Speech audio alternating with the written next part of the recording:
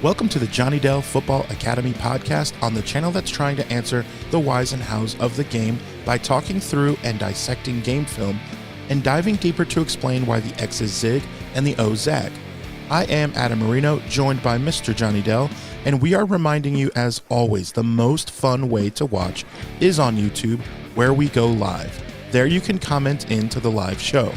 Be sure to hit the notification bell and turn on your notifications so you can be a part of the conversation. We also stream live on Facebook and X.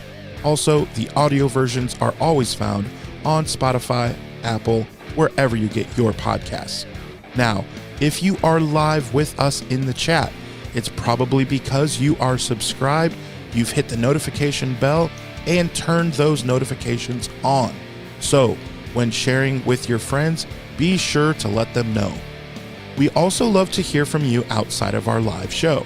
Email us at jonnydelsfootballacademy@gmail.com, and you can always check out the website jfa49.com, as it is the most fun way to support the channel.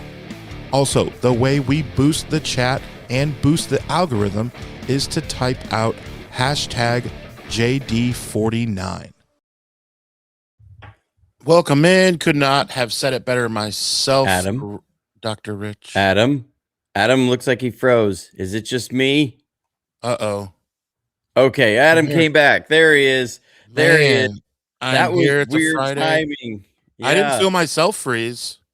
because it was like cool. I saw you lean in, and then oh no. and I was like, oh, Hey, it's Friday. okay. We're feeling good. I was just saying I couldn't have said it better myself, as Dr. Rick James Franco says. Good morning, faithful. Here to see some Romello Height film, talk a little Niners ball. Let's start with JJ.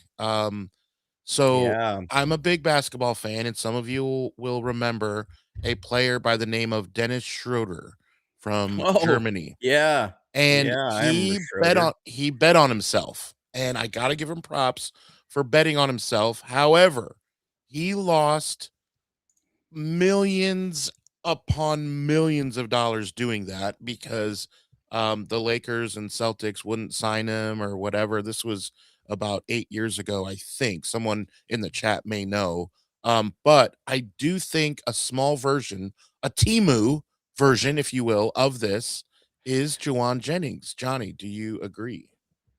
Well, look, I think one, Jauan Jennings definitely did price himself out. Yeah. And on the other, and I will say people are criticizing the 49ers for offering him what they did. If you haven't seen, Jauan Jennings, reportedly, Matt Mayoko said that he was looking for $20 million a year from the 49ers on a long-term contract, and that they offered him 17 and it wasn't enough. So people are like, it's crazy that they even offered him $17 million. No one in the league was going to do that. No one else. Yeah, but we also have to remember on both sides of this. One, it was silly that Jauan Jennings thought he had more leverage than he did. And in one sense, I don't blame Jauan Jennings. We talked about this last year. This was his one chance that he was going to get a big payday. It was just like he's 29, like was not going to be getting any younger. After 30, those wide receiver contracts start dropping big time, right? Yeah. So this was his one chance for a really big contract. He had been more of a restricted free agent in the years before because he was such a late round pick for the 49ers. And so if he's looking at, this is my chance for once in a lifetime money, he was going for it. And I don't blame him necessarily. It was a miscalculation on his part. He thought, and his agent thought, they could get to that 20 million mark, but they couldn't.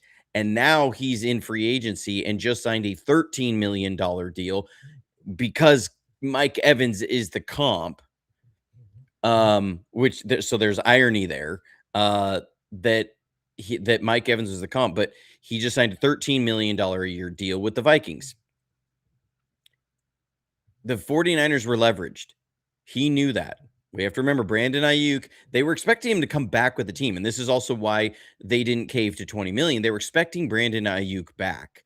Now they had issues with him not checking in um, during they started training camp and all that, and they voided the guarantees, but they were still expecting him to come back. They were expecting him to play. But Demarcus Robinson was facing a 3-game suspension. And Brandon Ayuk's obviously not healthy. And Ricky Pearsall's coming off a hamstring injury in OTAs. And Jacob Cowing gets a grade 3 hamstring injury at the beginning of training camp. And they had to put him on the PUP list. Like, he was not going to be back by the beginning of the year. So suddenly you're looking at starting the year out with 2 of your 3 games against divisional opponents, where the top of your depth chart is, and remember, this even got worse during training camp, because then Jordan Watkins got a knee sprain and Jauan Jennings had a calf injury. And so he was holding out on that, because if you're the 49ers, Ricky Pearsall was your only receiver that was going to be healthy week 1. I mean, remember, it was like they were bringing in guys off the street into training camp just to try and get them ready for week 1, that you were probably going to he was the only guy you'd have for the first 3 games because of the suspension of Demarcus Robinson and the injuries. Forgot about that. Yeah, yeah. So, like, Jauan Jennings was holding in with the calf injury because he knew they could not afford to just punt the first 3 games against a divisional opponents on the season. And so he was trying to leverage the immediate issue and the immediate concern to a long-term deal. And I don't blame him for that. He should have taken the 17 million. Yeah.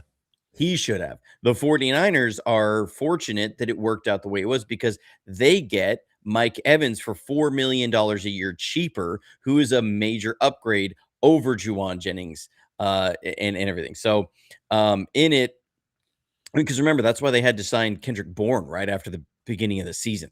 Like, dude was on the street, and they had to sign him because of the needs at wide receiver.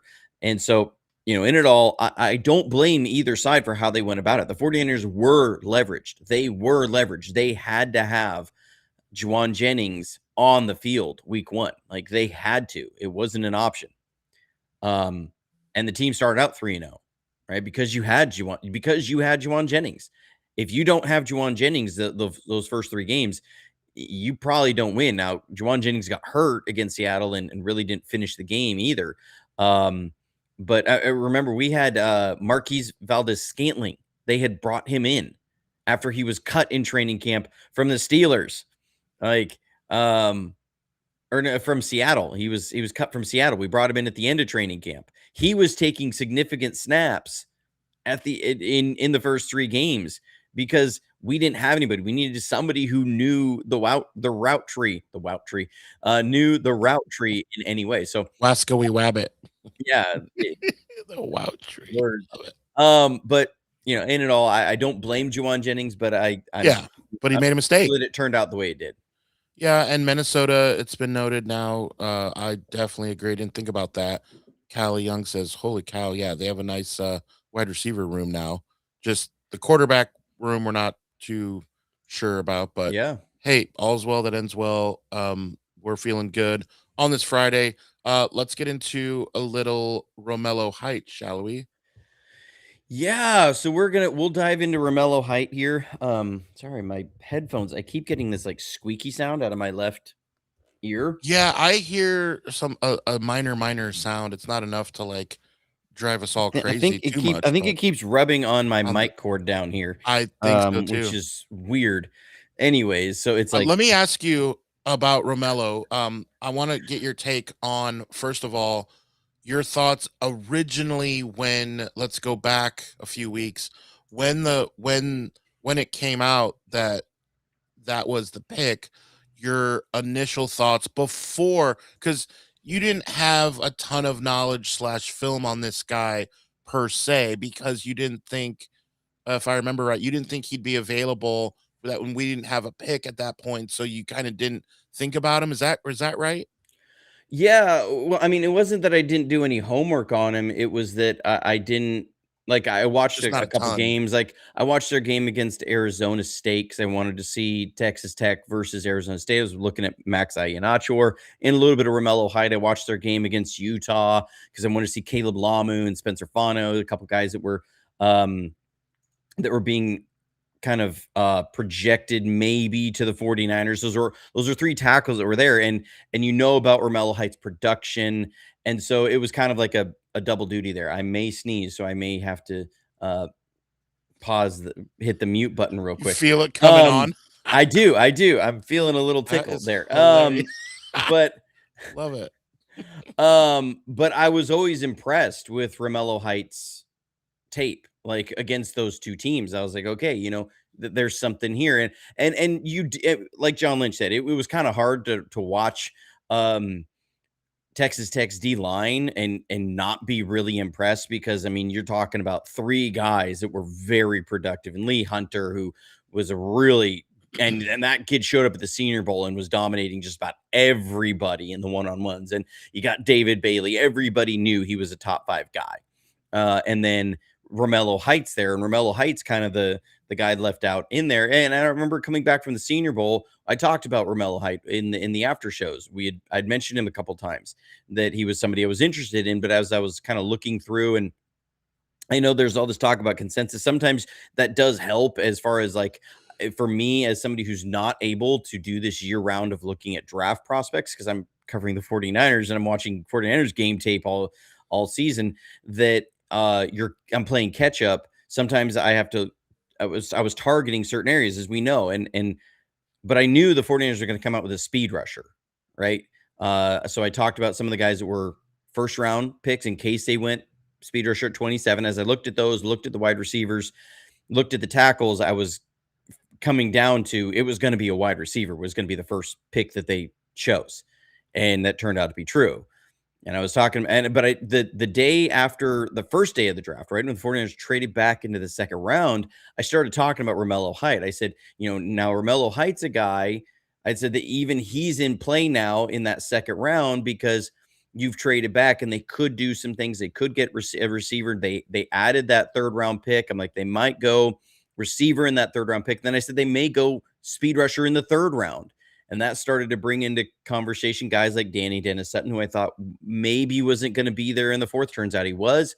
And then Romello Height was somebody that just kind of fit into this zone that I didn't think the 49ers were going to be able to pick high enough for because they didn't have that third round pick. And where I thought they may go guard, they ended up valuing.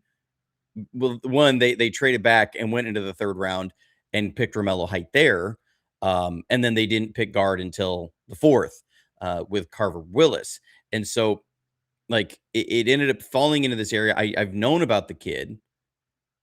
I didn't pre-draft. He didn't slot into where I thought the 49ers would pick him. But then as the draft played out, he slotted right into where I thought if the 49ers were going to pick him, it would have to be in this range. And then you're kind of, hypothesizing about what trades they might have to make to even get into that range, but they did. And so, coming away from it, I was like, okay, really like the pick, even from first impressions, because I said it was exactly what I kept saying in that fourth round of they'd have to target a speed rusher sleeper guy. Now you don't have to get a speed rusher sleeper. He is a straight speed rush phenom. Like this is a major speed rush guy, but he fits the exact role I kept saying that they were going to get in this draft the whole time, which was the Bryce Huff role. That is a specialist third down, 7-yard deep speed rusher guy. That is the compliment you need to a Nick Bosa. Like this has been what they've been trying to get and have pretty much since they drafted Nick Bosa. Remember, they spent a second round pick trading for D Ford, then gave him the big contract extension. And that was a monster D line that was the key that unlocked everything when you got a Nick Bosa and you have an interior rush. And then after D Ford had all the injury problems, they spent a second round pick on Drake Jackson. He was meant to be this role. He was meant to be that guy. And then his right leg exploded on him and self-detonated. And so that was no longer an option. Then they traded for Bryce Huff. And we saw again early this year when Nick Bosa was there. Go to week 1 against the Seahawks. How does that game end? It ends with a Nick Bosa sack fumble, right? Because Sam Darnold was struggling all game with the 49ers pressure that they were getting with Bryce Huff and Nick Bosa, and some of the interior rush that they were getting with Yetur Gross-Matos and Micah Williams. And we saw against the Saints, how did they close that game out? Just a monstrous pass rush, because you have that guy unlocking. And then Bryce Huff retires.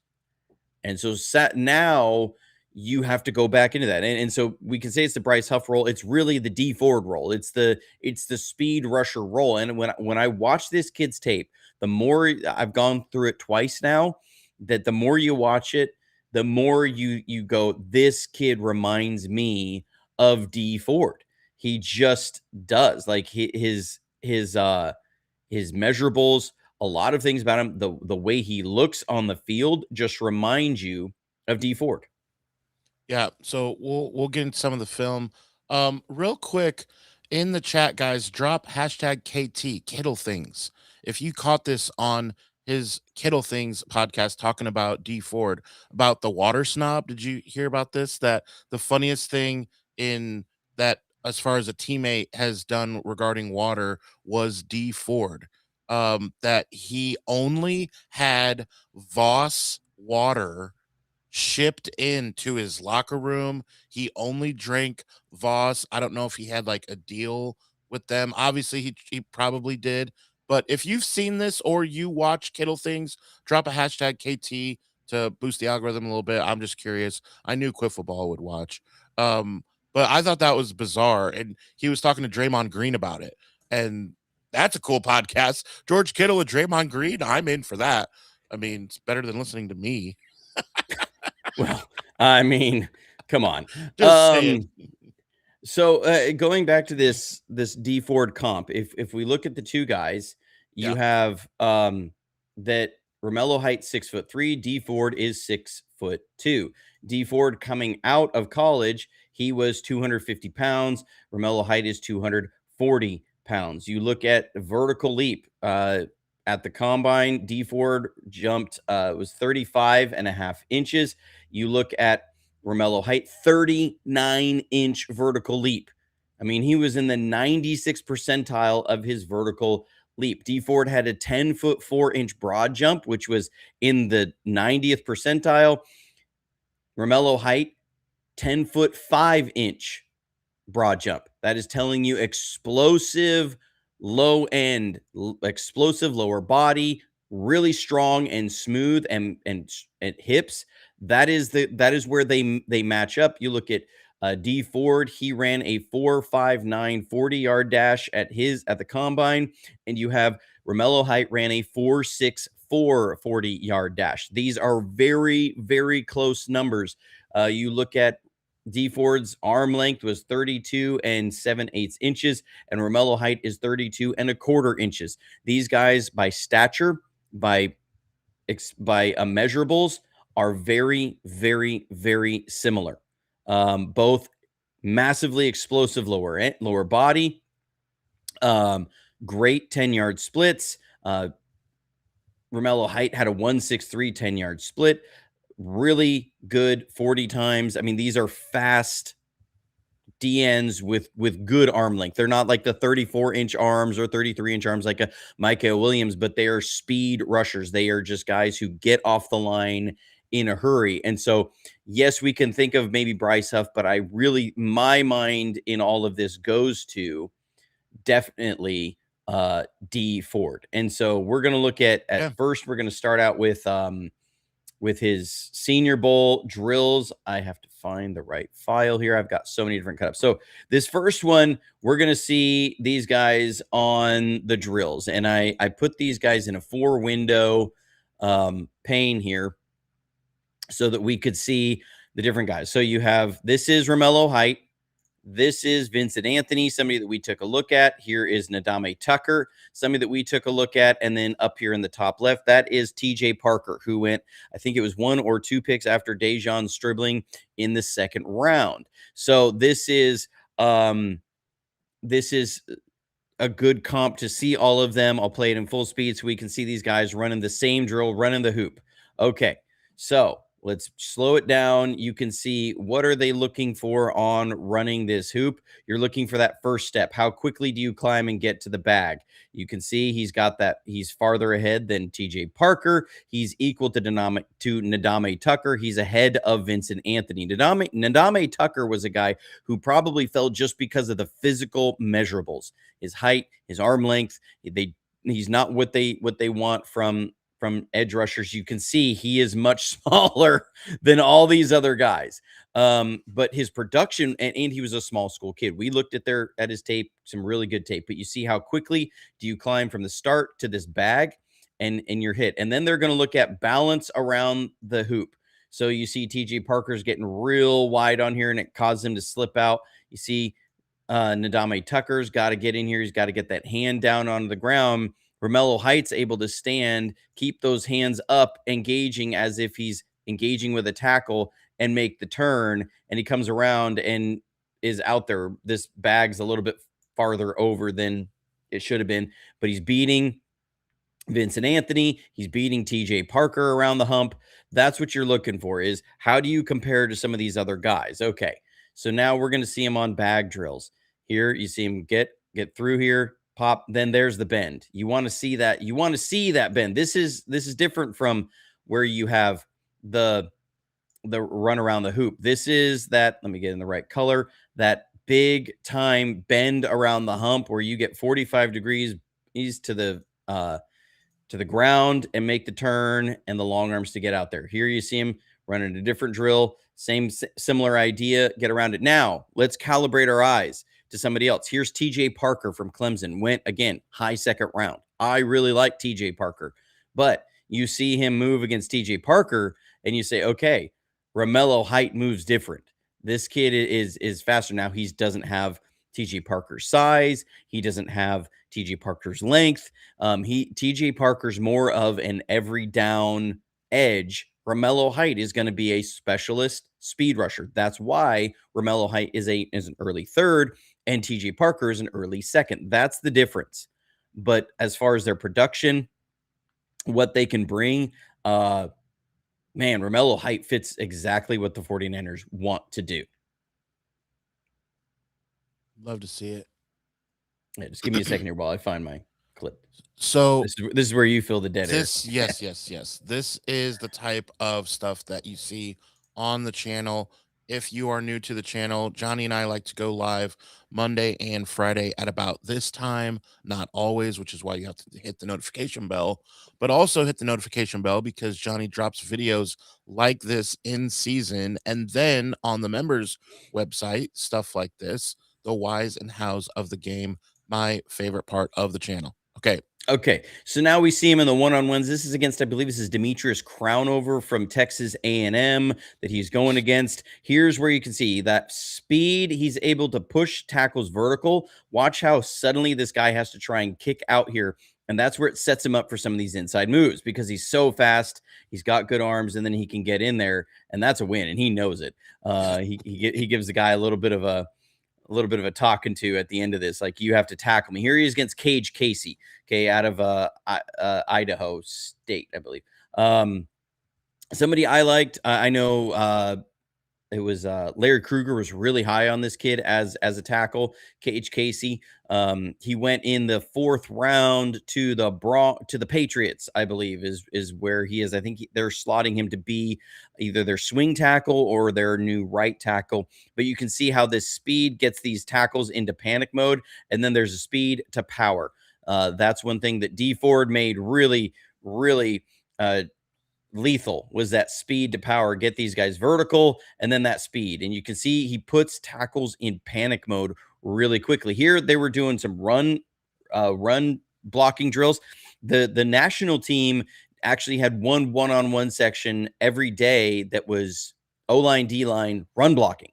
Like, that is the first time I've ever seen that at the Senior Bowl. It's always pass rush drills. It's always pass rush drills, one-on-one, O-line, D-line. And so they decided to switch it up this year. So this is run blocking. So you want to be able to run defending and blocking. So you want to see, can you use that length, the hand fighting, get in underneath that guy's pad, set the edge, and keep your outside arm free to go make a tackle. textbook edge setting. Now, that is not his strength, but he can do it if you were to say maybe an outside linebacker type. I don't want him as a base, like nickel package defensive end where he's got to be kind of covered up by a tight end. I don't want to see that. That is not going to play to his strengths. But here you see they were working some stunts. Again, this was the first time I've seen this at the Senior Bowl, where they were working drills with stunts and stuff. And you'll see this from the end zone. This is him with his old college teammate, Lee Hunter. But again, Demetrius Crownover, watch out. He just panics here. He's going to hold, grab him around the waist, and then he trips over the other guy's leg. This is like a double flag happening in here, tripping and holding because that speed is lethal. Here you can see him cut inside. This is with Jennings, Dunker, and I forget who the guard is on this one. But that speed, I mean, the foot speed to get in there, this guy's 240 pounds in doing that. This kid's foot speed is just wild. Here you're going to see him at edge in the team drills. This is, again, putting tackles in panic mode. This guy tries to climb. This is, again, Crownover. He tries to climb so quickly. I think Crownover went in the 6th round. He tries to climb so quickly, it sets him up for these inside moves. This starts reminding you of D Ford, where D Ford would just hit these and then work inside and was immediately to the quarterback.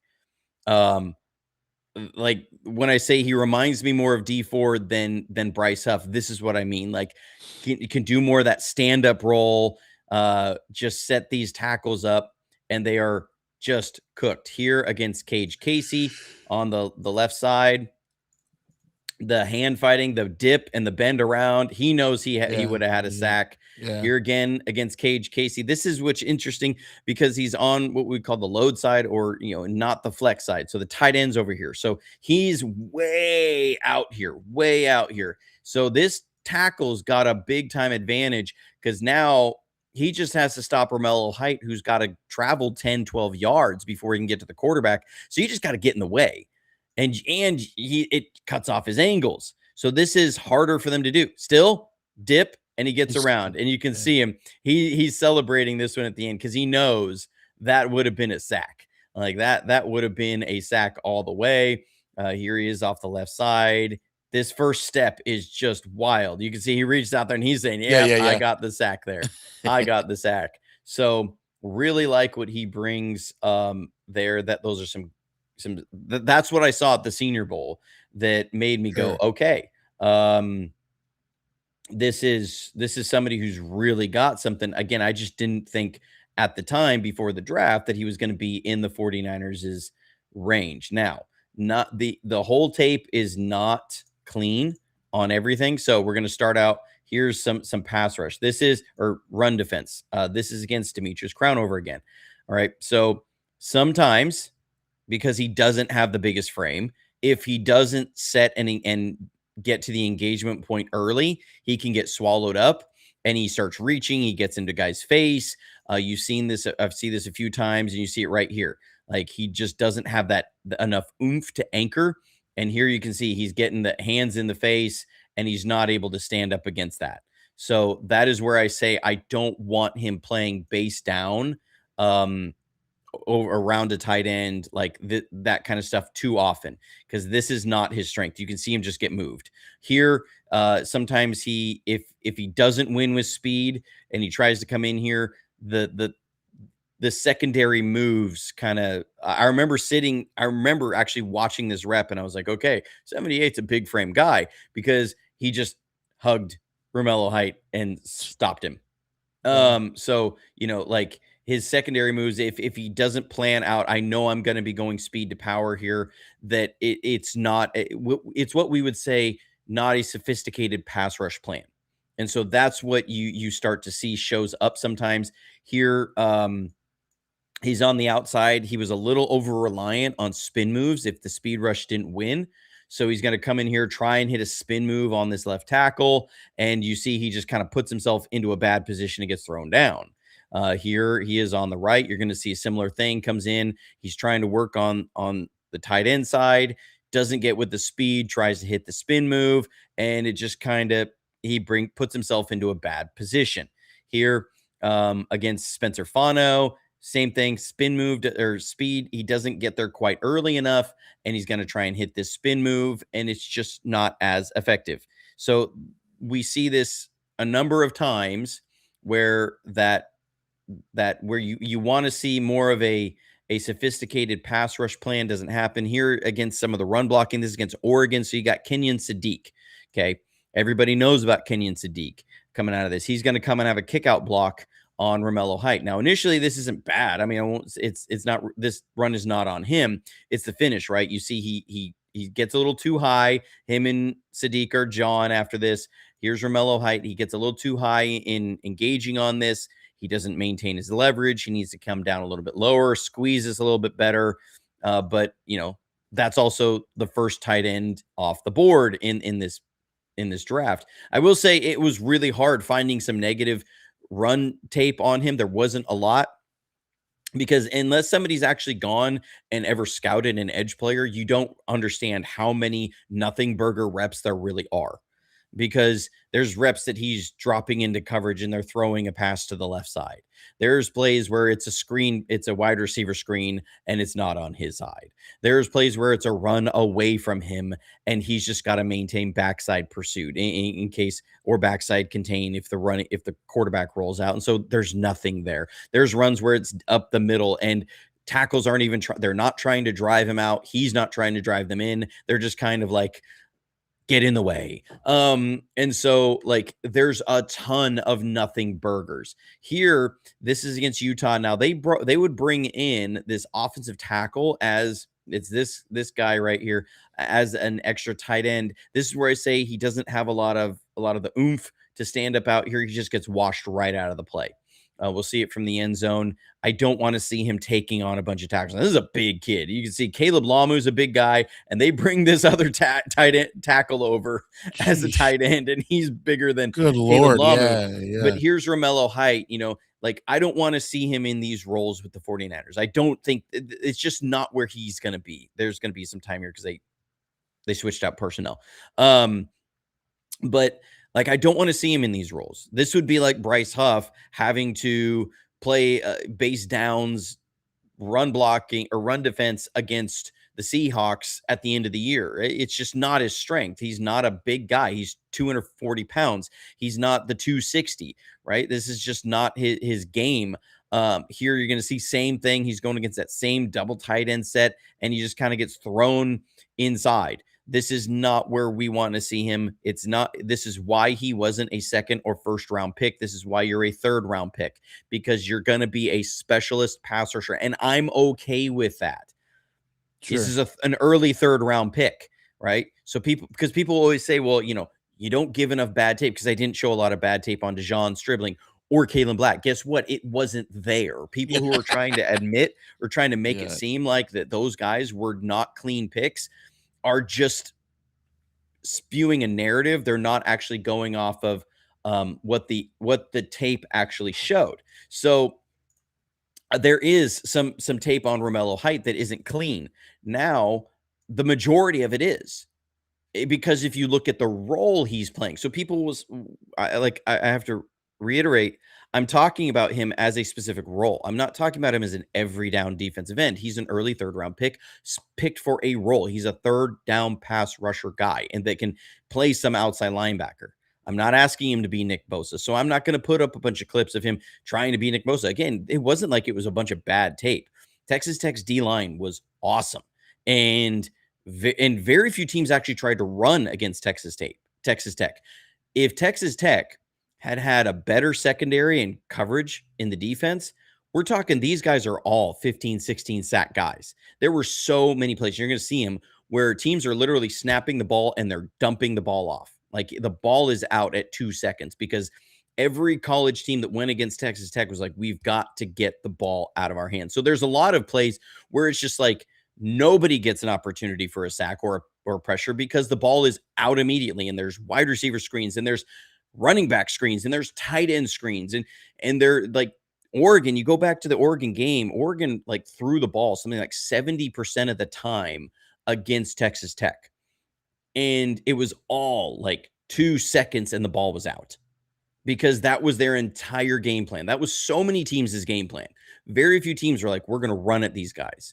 They just didn't do it. So like there's also that. Here's where I wanted to showcase this athleticism out on the edge, because this is something the 49ers have done for years. And I expect our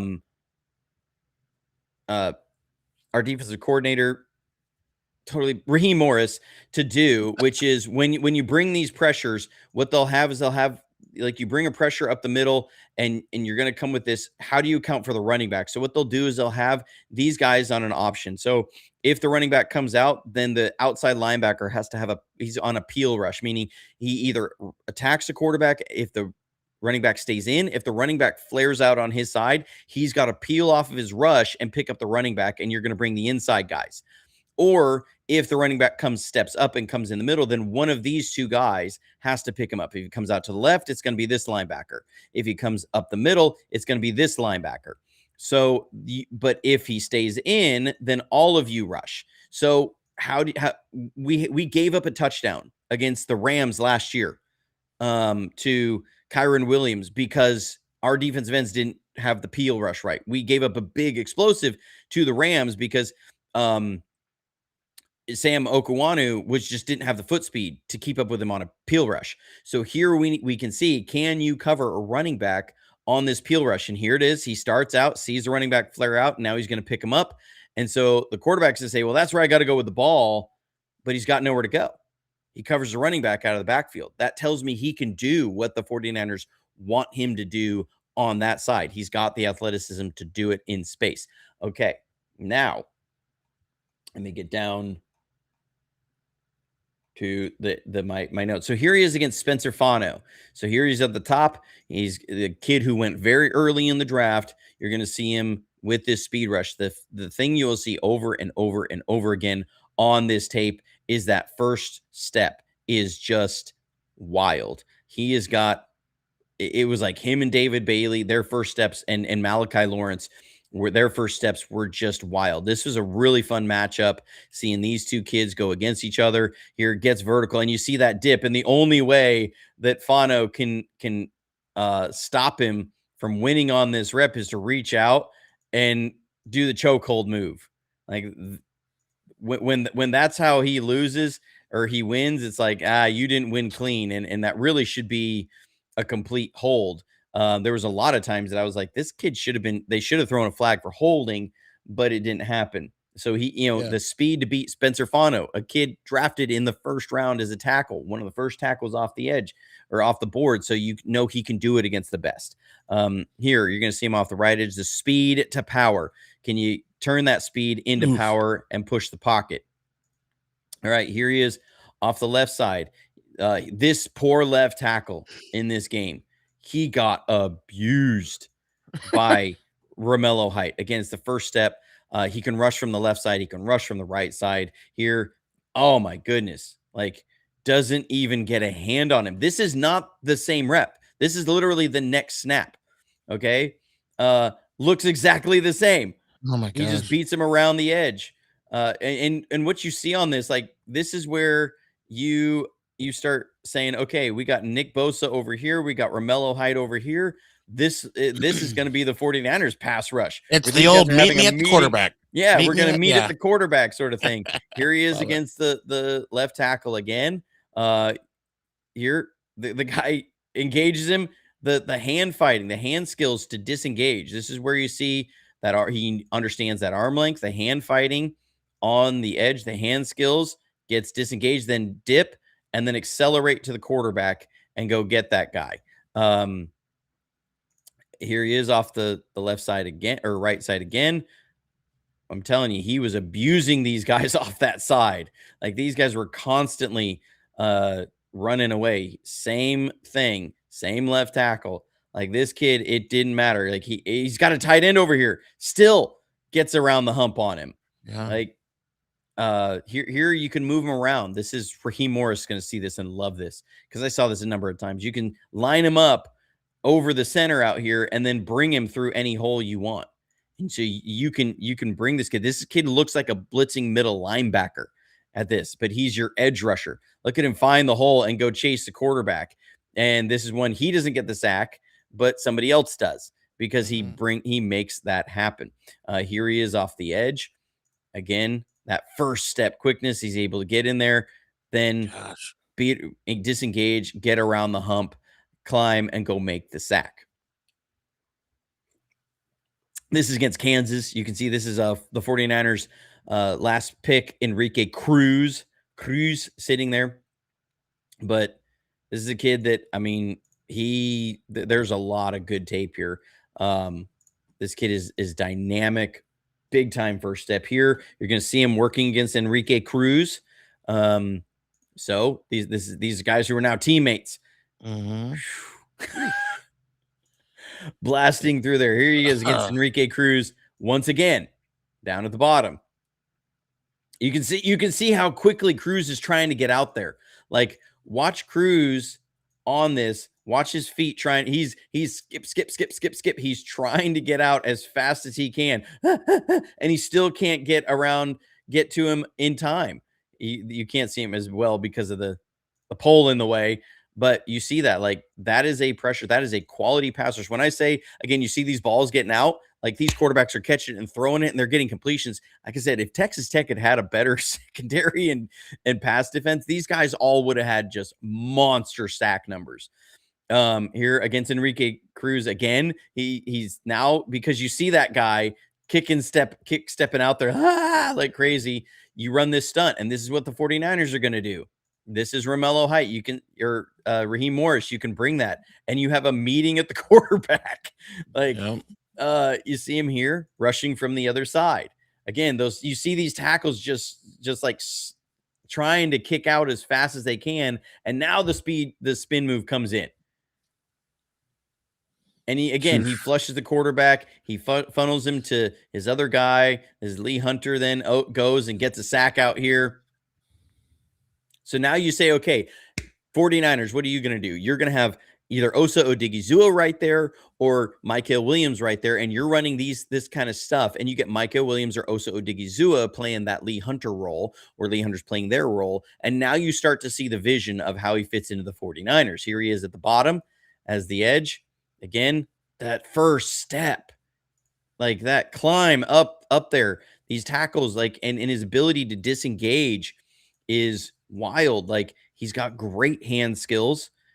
I think another comp that we might be able to put towards this kid is Nick Benito from Denver, who had 14 sacks last year, almost exact same size. Like, their size profiles are identical. And so people say he doesn't have a big enough frame to play in the NFL. And I'm like, he's literally the exact same size as Nick Benito. So Nick Benito just had 14 sacks, and you can see he's got the first step quickness. He's got some hand fighting skills and disengagement. I mean, this ability to just shrug off and blast through these tackles. And you see, this was a game-changing play, because I think this game was tied at this point, or it was like a 1-point difference, if I remember right. And he climbs, disengages, chases down the quarterback, and gets a sack fumble. I mean, it just makes it look effortless. And then they get the sack fumble return for a touchdown, and it changed the game. So the way he can make this move, where it's just get up here, swipe, and go, that's where you see that run around the ring drill in action, where he's able to stand up, keep those hands swiping, because he has that balance and the ability to do that and not slow down. And so a lot of stuff really to like about this kid. You're going to see here coming off the edge, the ability to bend around the corner and then chase down the quarterback. Here's the athleticism, that 40 time. So here that quarterback's is hoofing it, trying to get out here, and he's keeping up with him. That's the ability to chase your quarterback. Here he is at the top.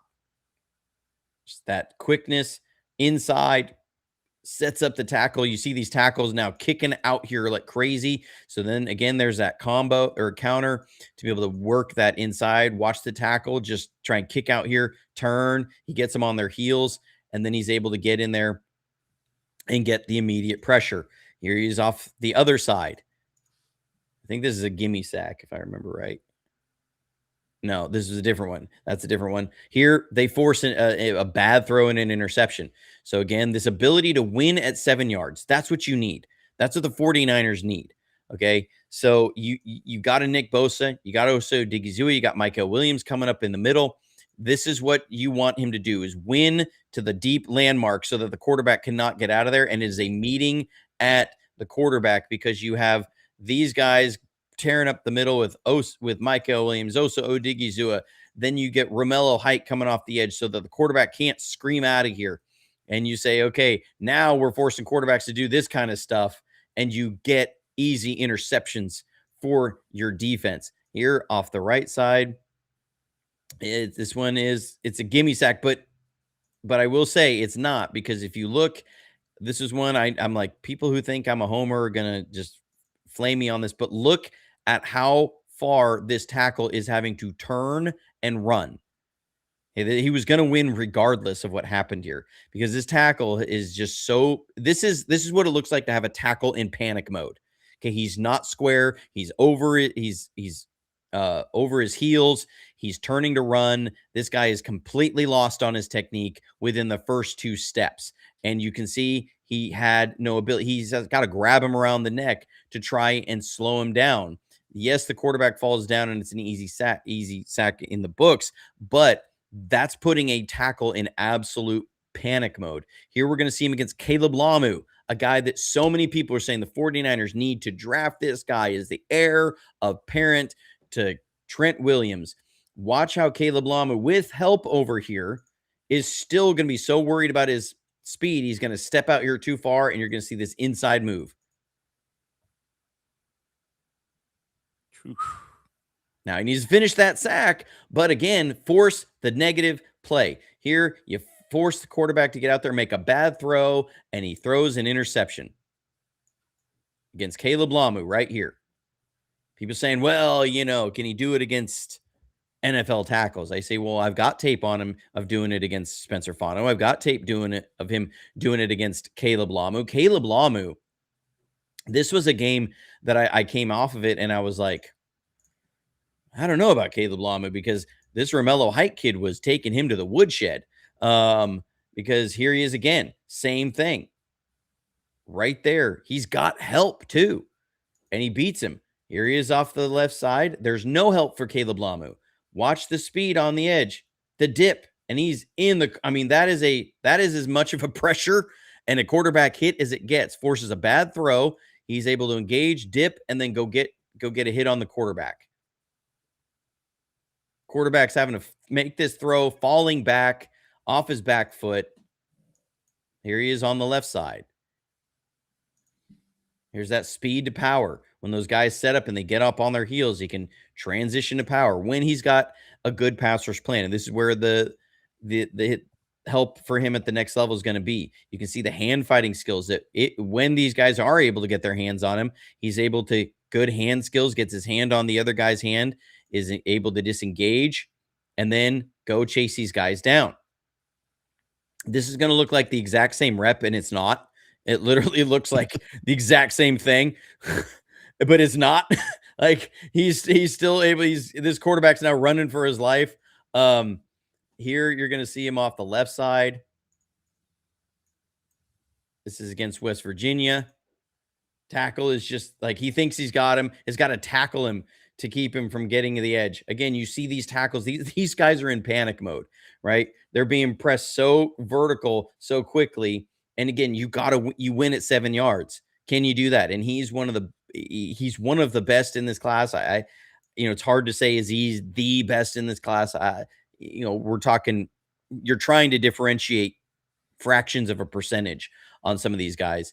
But can you win off the outside so that you have that interior rush that can get there? Man, this starts looking like you put together the pieces of what the 49ers went and did, and you say, man, I feel like this is a really interesting, piece to that puzzle. Here he is on the other side. Again, you're seeing him over and over again. That first step to get around the hump, then chase the quarterbacks down. So this is what reminds you of D Ford, like that first step, that swipe, that keep the balance, and then go chase. That's what reminds you of D Ford. So you can say, okay, I can see the vision of him in the 49ers here against Oregon. Just, I mean, screaming off the edge against Oregon here. This is in the football playoffs. If Texas Tech had been able to get any sort of an offense going against Oregon, then it would have been Texas Tech and Indiana facing off against each other. Because at one point, like in the third quarter, it was 13-0, and Texas Tech had been just suffocating Oregon's offense. Yeah, you forget And that. Yeah. people really do forget but Texas Tech, their offense couldn't do anything against these guys. They did not lose this game because of their defense. They lost this game because their offense was absolute cheeks. So here you see him. I mean, just that ability to get out there, even with the hands in the face. Quarterback did not see it coming. Right. This is the vision with the 49ers. Can you get an interior rush with Osa Odigizua or Micah Williams? Can you get another guy off the edge, and you get Romello Height winning at this speed depth? Sheesh. Here he is again. This is against Oregon.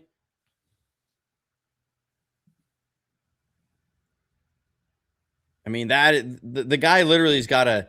It's not. He forces a bad throw, but look at the double pen. I don't know how there's not a flag thrown on this, because how does this guy stop him? It's first a hand to the face and then a tackle. So there's the hands to the face, and then here's the tackle. Like it, and literally this ref is looking at this. How do you not throw a like? I'm going okay, and he still is getting a hit on the quarterback and forces a bad throw. Yeah. Okay. Here he is down at the bottom against Oregon. Here's that pursuit. Got a good motor. He can run down these athletic quarterbacks. This is that 40 time. Say, okay, even when they can stonewall me, I can still fight, and then I chase and go get an athletic quarterback. A lot to like about this kid, Romello Height. A lot to like about what he can do with the 49ers and fitting into their system and fitting the role that he wants. Again, we talk about roles on these things. It was we talked about this with Jauan Stribling, right? That there is a role for him on the 49ers offense. And I remember, big time, I think it was Matt Barrows that talked about that, or Mayoko, that maybe it was Chris Sims, that Jauan Stribling could challenge Ricky Pearsall for a spot. And so one of the better beat writers we have is Dieter Kurtenbach, and he was on with Rob, who I do a show with on Thursdays. We went over Kalen Black's tape yesterday, and he did a show with Rob, and Dieter's got a number of contacts around the league. And Dieter said about these first three picks, he said all the three of these guys are going to be awesome. They're going to be great picks, the great players. Everybody who watches the tape on these kids, it comes away saying there's a clear path for these kids to be really good. When you talk about what when it was about Jauan Stribling, Rob asked him, is he going to push Ricky Pearsall for his spot as wide receiver number one? And Dieter's response is very much how I would respond. He was like, Rob, what position does wide receiver one play? And he goes, well, wide receiver. He goes, no. Does he play X? Does he play Z? Like what position is that on the football field? What is that position that is wide receiver number one? And it's like, well, it's your top guy. And he goes, no. But like Amon-Ra St. Brown, what position does he play for the Lions? He's pretty much a slot receiver. What position does Puka Nacua play for the Rams? He's mostly Z and a slot. What position did Mike Evans play his entire career? He plays X. X, yeah. So these are different positions. Megatron is an X. But we would say these are wide receiver one. That is a fantasy football stat. Yeah. It's a fantasy football position. I feel X is like the prototypical. Sometimes, but again, Amon-Ra St. Brown is the number one wide receiver, and he doesn't play X. Puka Nacua rarely plays X. But in Deebo general, Samuel was our leading receiver, and he was not playing the X position. He was playing a Z. Brandon Ayuk then was a leading receiver, and he was playing the X. Jerry Rice was playing the F most times when John Taylor was around because John Taylor was the X. Jerry Rice is your number one receiver, right?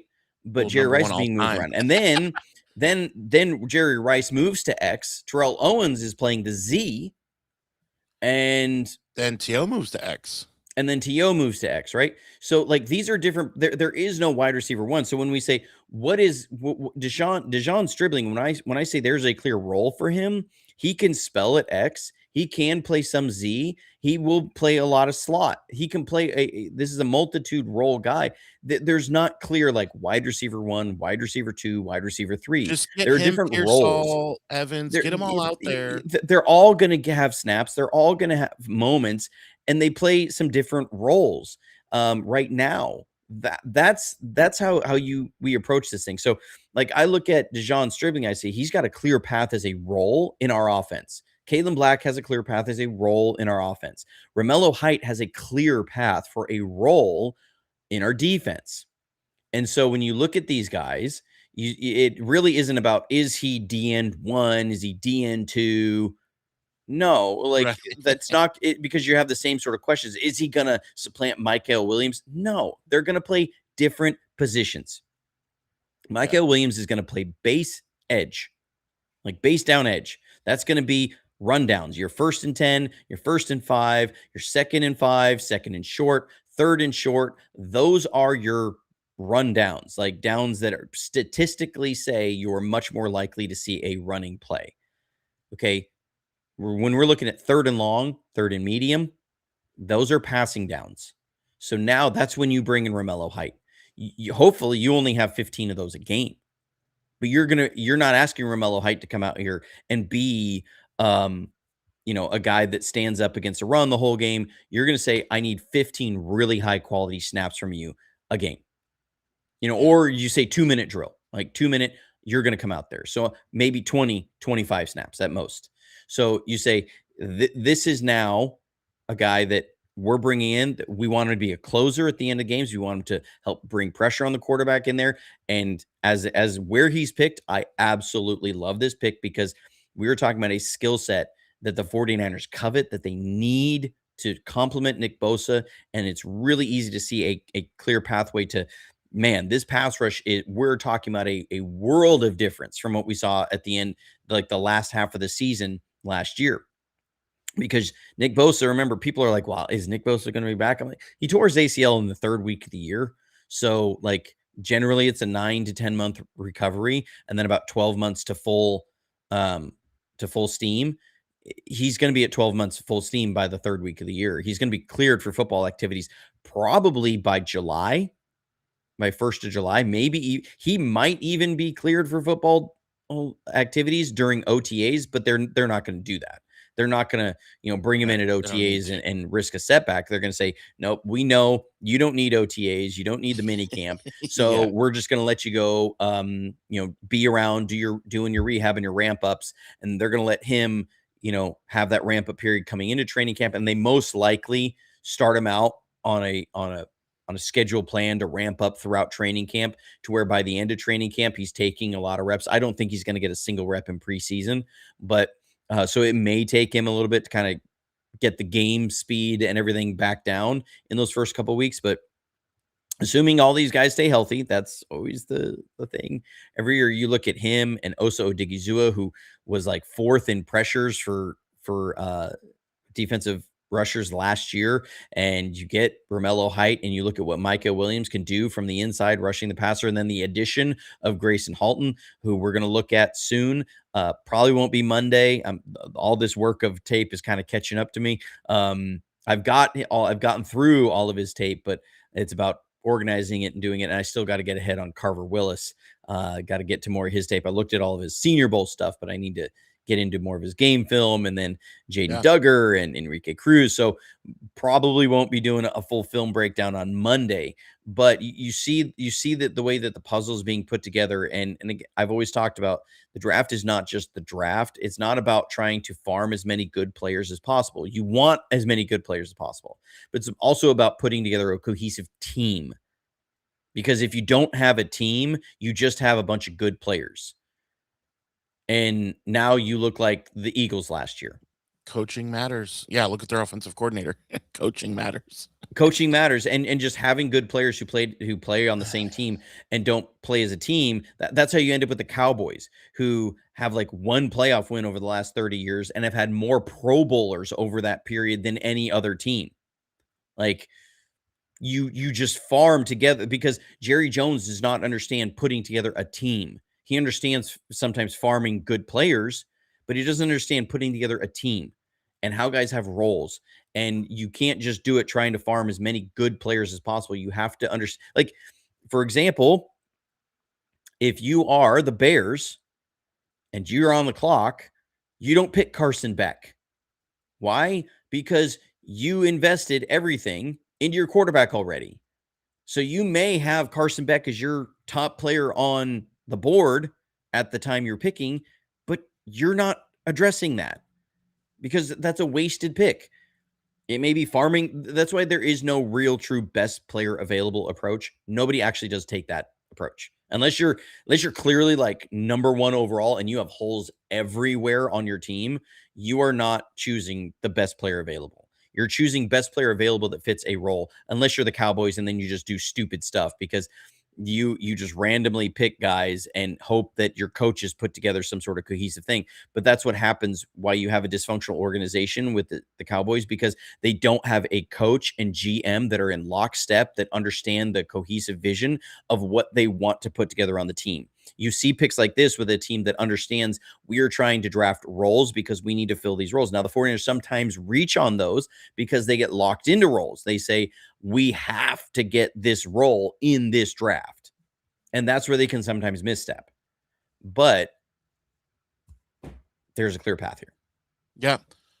You talked about Monday and film and all things, coming up. It's not officially announced yet, but by next week at this time, hopefully, fingers crossed, we may know the entire schedule. That it's not, from what I'm looking, and I just looked a little bit ago, nothing is like official of when that is going to be out. Usually they make like a ESPN show or NFL Network show out of it, but I'm not seeing much. But we definitely have to discuss that. I'm trying to go. My roommate is from Atlanta, and we can stay for free in Atlanta. I know you do not live terribly Don't live far from too far. Atlanta It's about a compared to 4-hour drive. Santa Clara, I would say. Yeah. Yeah. So No, I've already depending talked to on, my wife about it. Once the schedule is released and we know when that's going to be coming out, my wife and I are looking at getting to, like, putting it together to go to that game in yeah, Atlanta. we got to Um, talk through it for sure. Yeah, it'll be awesome. Now, the NFL was like, they don't actually set like this is when we're setting we're releasing the schedule. Like, they don't have that set. They just kind of play it by ear, and they'll announce it about a week before it comes out. Yeah, I do and it's think on there's ESPN or whatever. Yeah, I do think that they're waiting to find out about Aaron Rodgers. I mean, honestly, I But really do. now I don't know, there's all kinds of different apps out here and they do not pay me, but I do love the score. And that's what I use. And there was a report just yesterday that said that it is reported that like he is expected to be back with them, and that's kind of going to be the thing. But, you know, I don't know. We'll Yeah, I see. mean, because the question is, what are the Steelers going to do about quarterback like this year? I mean, what is their pathway here? Yeah. And obviously, him and Mike McCarthy had so much success together, and that Aaron Rodgers did not really take to LaFleur coming in, and how he wanted to actually run the ball, and Mike McCarthy was perfectly content with Rodgers dropping back 40 times a game and doing whatever he wanted out there. So like there is a lot of reasons, but he's my age. Like, I'm I'm I feel it like when I go do yard work for an hour. Like I feel it on my body later. And if you jump down from, you skip that last step on the stairs and you hit the floor, I'm like, dang, my knees are kind of feeling it. Aaron Rodgers is, he's only one hard sack away from IR. And actually he's more like one medium sack away from IR. So I don't know, but I do think that they're waiting out an Aaron Rodgers decision because if he's okay, for example, if he's on the Steelers, do the Steelers get a Sunday night football game within the first like 7 weeks? 1,000,000,000%. Absolutely. A Or billion a percent. Monday night football game. Absolutely. If Or Thursday not, night football game. if If not, he's then not on the Steelers, they only who get wants to watch the Steelers with no quarterback and on pretty Sunday night much football? pretty much every NFL team gets at least one prime time, whether it's a Thursday or whatever. But like the Steelers could get up to three in a single year and only get one if Aaron Rodgers isn't there. So I totally get that. Yeah. It's And what usually I what mid-May when they do Well, release it though. what I think they would do is if Aaron Rodgers is still not like given a firm decision, what they're going to do is they're going to put one of those Sunday night football games at the back end where they can flex it out if Yeah. possible. Yeah. Whereas if it's guaranteed that Aaron Rodgers is going to be, they want to put that Sunday night football game or Monday night football game at the very early part of the Yeah. schedule Before he in gets case hurt. Yeah. he's not there. Before he Like gets hurt. Yeah. Yeah. I really do think that that's what's going on with the schedule release because normally you would be like schedule release right around now, but it hasn't happened yet. So I think that's what's going on. I think the NFL is trying to maximize the property of and draw that Aaron Rodgers can have on a team with the team Yeah. to maximum effect. And so We'll I see. think once it drops, we'll go over it and my wife and I will start planning our trip to Hotlanta. Yes, and I'll be texting I you. hope it's not in early September though, because Hotlanta is not just a statement. Like it is true. The southeastern United States, people who haven't been here during that time of the year don't understand. Like there is no break from the heat. It is 2 a.m. and it's 83 degrees with 99% humidity. Like it is just there is and where they have the real feel is like 97 degrees at 2 a.m. Like there is no break from the heat around here. It's just always hot and humid, just all the time. All bad. So yeah, stay tuned. We will get into it when, of course, when it happens, you will get Johnny's takes on the season when schedule comes out. We will get into more film, maybe not as deep on Monday, like like you mentioned, but hit the notification bell so that you can be notified when we do go live and when Johnny releases videos. I did see I'll leave you with this, Johnny. Did you play Mortal Kombat when as a kid? Oh, I mean, I'm a millennial. Of course I did. Well, just making Of sure. I course I did did. see. I mean, did I not watch the original Mortal Kombat movie like 80 Okay, times because I was 13 years old when it came out? Absolutely. Have I last seen more night. the reboot? Yes, I did. Have I seen the newest one? No, I haven't. Okay, well, I have, and I will give No no spoil. spoilers. I won't, of course not. I wouldn't do that to you or the faithful. I I will saw it give with a my spoil. I roommate will give a from spoiler away. Atlanta. There's a lot of fighting.